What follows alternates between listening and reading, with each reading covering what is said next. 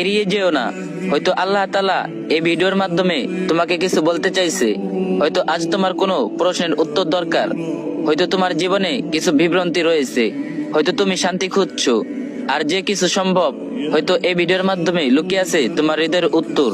কোরআনে বলা হয়েছে, যাকে ইচ্ছে আল্লাহ তাআলা হিদায়াত দেন। সূরা আল বাকারা আয়াত 265। হিদায়াত প্রতিটি আকারে আসতে পারে, কারো কথা শুনে, কারো দোয়া থেকে, বা এমনকি ছোট ভিডিওর মাধ্যমে।